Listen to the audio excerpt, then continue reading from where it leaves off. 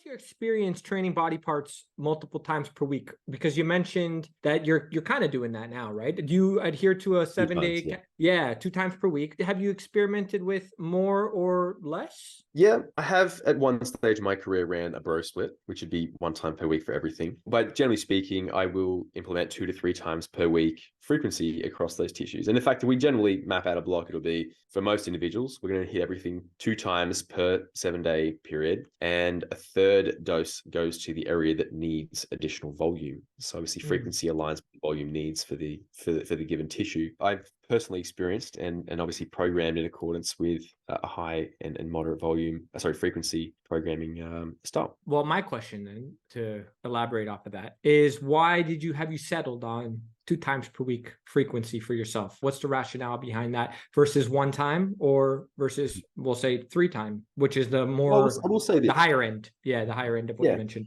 The research has went both directions in recent times. We once thought that optimality was 2 to 3 times per week training frequency. And then there's been research recently that says, hey, if you equate volume, whether you do it in 1 session per week or 3 sessions, the result seems the same. And I would say, I don't think it is, in that there is always going to be methodological limitations from a research perspective. And it's quite possible that there is a difference. It's just that you would need a massive sample size, and these current sample sizes are underpowered to demonstrate a statistically significant difference. And I would say that it's logical to assume that and we know this to be the fact, that the more sets you do, you get a diminished return of stimulus per unit of volume. And I would assume that operates on a session basis throughout your entire session. In that if I had 20 sets of chest, I'm so fatigued centrally and peripherally that by the end, I don't have any tension awareness through those tissues because my tissues can't physically produce much tension. I would say, well, if you need that sort of volume, perhaps you are better off splitting it between your sessions. That makes logical sense to me. So generally speaking, that 2 to 3 times per week is going to fit quite nicely. And to be fair, a week is an arbitrary volume of time. That's important to note. And whilst we generally map out a microcycle as a 7-day period, I'm not opposed to running a 10-day mesocycle. And I've done this in the past where we might have an individual that runs, in fact, the 14-day mesocycle or a 10-day. That's definitely something that we do implement on occasion, given that everything that we do from a coaching perspective is personalized. Yeah, that's funny. I was just about to ask if you adhere strictly to a 7-day cycle, but you answered that. And what you had mentioned there with respects to 1 time per week frequency versus the 2 to 3, you said something that you suspect that it is not the same when volume is equated, and that it could be potentially more beneficial to spread it out over the course of multiple sessions simply due to quality of volume. Like, let's say someone's doing 10 sets per week directly for any sort of pressing targeted for chest, shoulders, and triceps.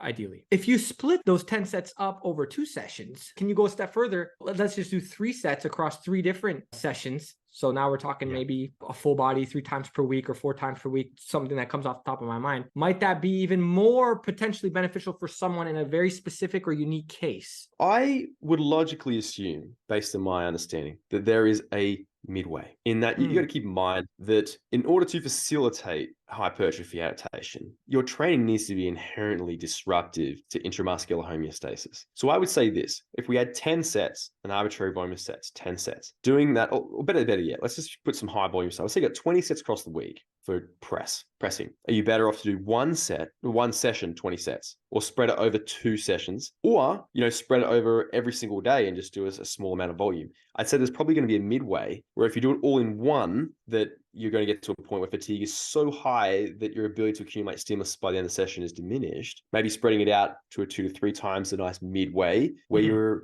quality of volume is high, but you're also being disruptive enough to facilitate an upregulation of muscle protein synthesis via mechanotransduction. And then maybe if you spread it out all the way, that's probably really good for skill acquisition for like powerlifters and whatnot. But maybe the volume is really good quality from the perspective of output, but not actually disruptive enough. So I suspect there's probably a midway. And the thing is with research on this side of things is we have really small sample sizes. We've got small sample sizes with all research in sports and exercise nutrition science because it's not a focus point from a funding perspective. So, we're underpowered. And on top of that, we have limitations with the tools which we use to make measurements in terms of hypertrophy, sectional hypertrophy. And then due to the limitations in funding, we don't generally have studies that run over a very long time. And muscle gain for a natural athlete is unfortunately painfully slow. So we need a lot of time and a big sample size to actually really do this. And to be fair, it'd be a nightmare. So I think that you need to sort of interpret these results cautiously. And I mean, if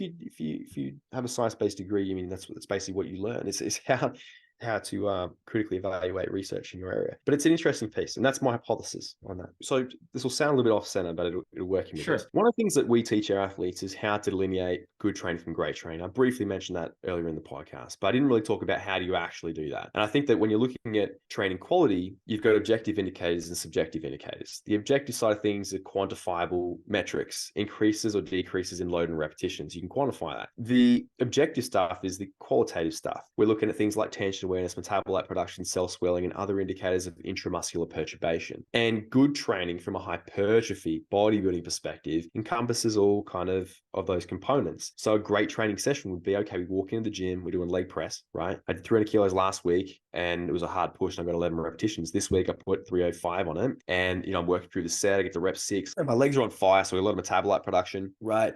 I get to the end of the set, it's a 5-second grinder and I get 12 repetitions and I finish a set, my legs are blown up, quads are huge. And then I take a step off a leg press and I almost drop to the floor because I have so much that immediate reduction in performance. So then, we move through the remaining session of the session in a similar fashion. On the case of the leg press there was an extra rep and a little bit more load. So objective stuff and the subjective stuff is ticked.